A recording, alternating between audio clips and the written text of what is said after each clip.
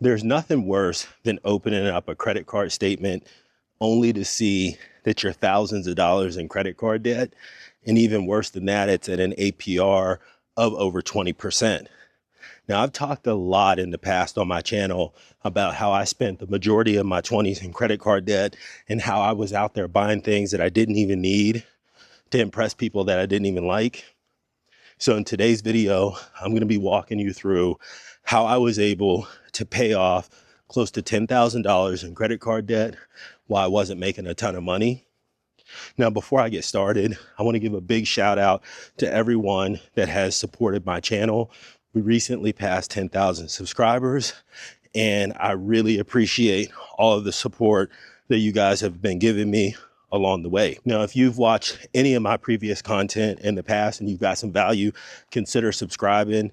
And while you're at it, hit that thumbs up button. I would really appreciate it. All right, so I'm going to be walking you through the steps that I took to take care of the credit card debt that I had while not making a ton of money. The very first thing that I did is I sat down at my kitchen table and I realized that I was in trouble. I was in financial trouble. And if I didn't do something about it as quickly as possible, I was going to be on this credit card hamster wheel for the rest of my life. I don't say that to be hyperbolic, because what ends up happening is we charge things on a credit card that we don't need and that we can't afford with the intentions of paying it back. A few months go by and we've done that several times. And once that interest rate starts to kick in, it makes it extremely difficult for you to pay it back. You get in this endless cycle of just having enough to pay for the interest while the principal barely even moves. So I had to sit down, I had to make a plan. I had to figure out how was I gonna attack this in the most efficient way so I could get myself out of debt. And the very first thing that I did at my kitchen table was I cut up every single credit card that my wife and I had. I cut up a Sears card, for those of you that remember Sears. I cut up a Best Buy card, MasterCard, Visa, you name it. Had about 8 cards, cut them all up. And I made a promise to myself, like, look, during this whole process, I'm not going to be using credit cards, and I'm just going to be focused on making sure that I can pay as much money as I could to each one of the cards. So that was my plan early out the gate. All right. And then the next thing that I did was I arranged all of my debts from largest to smallest. At this point in time, I wasn't really thinking about what the highest interest rate was. I was thinking about how could I pay off cards that may have had $500 balance on it, because for me, it was all psychological at that point. If I could pay off a card that had a $400 balance, then it would give me that dopamine hit that, hey, I was doing the right thing and I can actually do this. So that's what I started doing early out of the gate. I started attacking the cards that had the smallest balances, and I continued to pay the minimum payment on the ones that had the highest interest rates. Now that I think about that, that may not have been the best way to approach it early out of the gate, but I just needed some quick wins, and paying off those small cards gave me that. So after a couple of months, I was able to pay off 2 of the 8 cards that had the smallest balances on them. I was rolling. I was feeling pretty good about myself until I started to see that I had cards that had 29% interest, 27% APR, and those were killing me, right? So the very next thing that I did was, as I needed the way to supercharge that debt pay down. So this is when I really first started to learn how to budget. I decided to write down everything that I owed, every dollar that was going out of my house every single month. And then I realized I've got a little bit more money than I think I do. So I started evaluating my bank statements, my debit card usage, and I saw, like, man, I'm wasting a lot of money on dumb stuff. And going out to lunch was my biggest thing.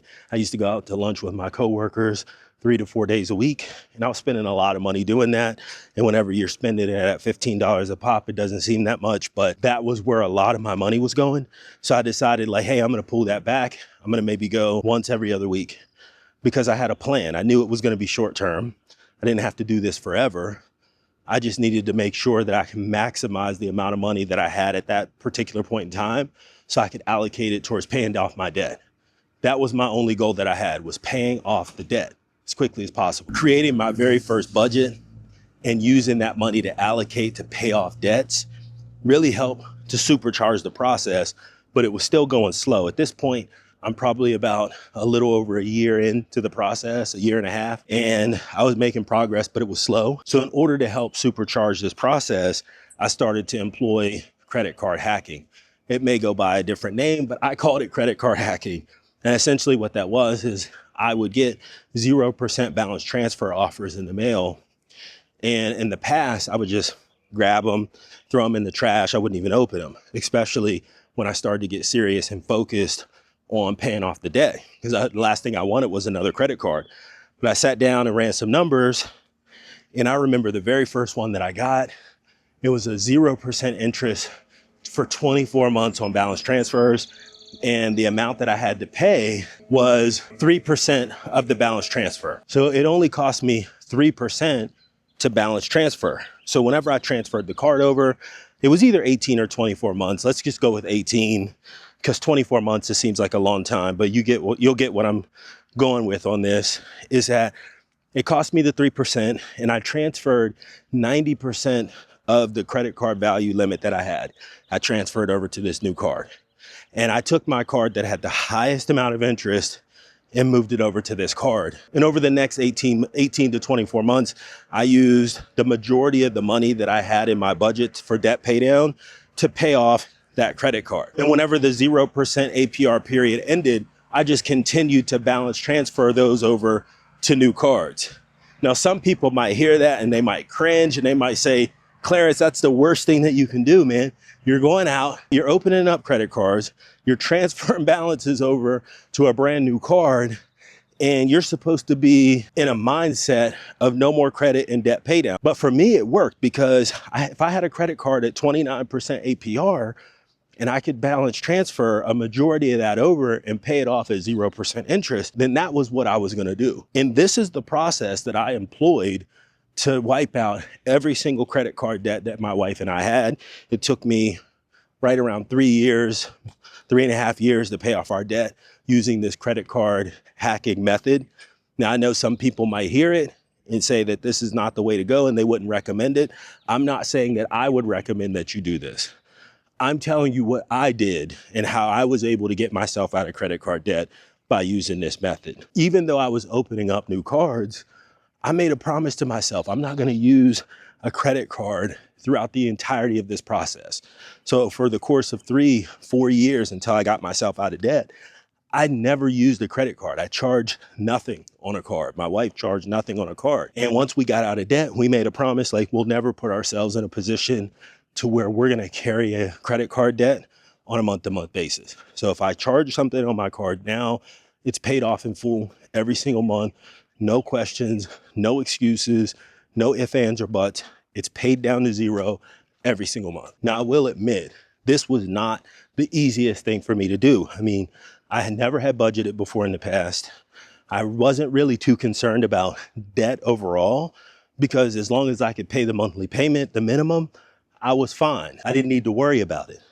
But as I started to think about my future and understand where I wanted to go in life, I was like, you know what? I got to get myself out of debt.